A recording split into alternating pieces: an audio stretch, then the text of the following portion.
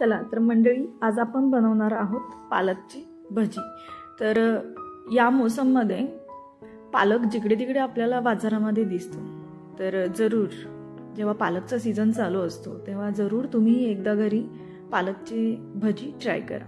तर हा जो पालक आहे तो मी स्वच्छ 3 ते 4 वेळा धुवून घेतलेला आहे आणि त्यानंतर मी असा बारीक बारीक कट केलेला आहे। तर पालक चिरल्यानंतर अजिबात धुवायचा नाही। पालक जो काही 3 ते 4 वेळा आपल्याला धुवायचा आहे तो चिरण्यापूर्वीच धुवायचा। त्यानंतर मी इथं थोडीशी कोथिंबीर तीही कट करून घेतलेली आहे आणि आता पालकवरती आपण थोडीशी कोथिंबीर वरून पसरवून घालणार आहोत आणि त्यानंतर आता जी आपल्याला जिन्नस लागतात ती आपण घालून घेऊया। तर त्यामध्ये मी अर्धा चमचा जिरे, पाव चमचा ओवा चांगला असे हाताने चोळून आपल्याला यामध्ये घालायचं आहे। त्यानंतर 1 चमचा तीळ, पाव चमचा हळद, 2 चमचे लाल तिखट। लाल तिखट जर तुम्हाला कमी हवं असेल तर तुम्ही 1 चमचा घालू शकता। त्यानंतर पाव चमचा हिंग आणि चवीनुसार मीठ आणि 1 चिमूटभर बेकिंग सोडा।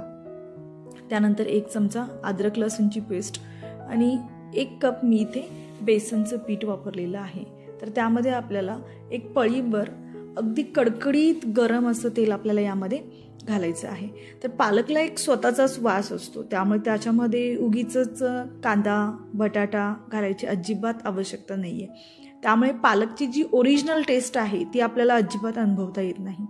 त्यानंतर थोडं थोडं जरूरतेनुसार आपल्याला याच्यामध्ये पाणी घालून पीठ जे आहे ते आपल्याला भिजवून घ्यायचं आहे आणि एक 15 ते 20 मिनिटं हे जे पीठ आहे ते आपल्याला भिजत ठेवायचं आहे। इकडे मी तेल गरम करून घेतलेलं आहे एका पॅनमध्ये आणि छोटे छोटे असे मी भजी तळायला टाकून घेतलेले आहेत।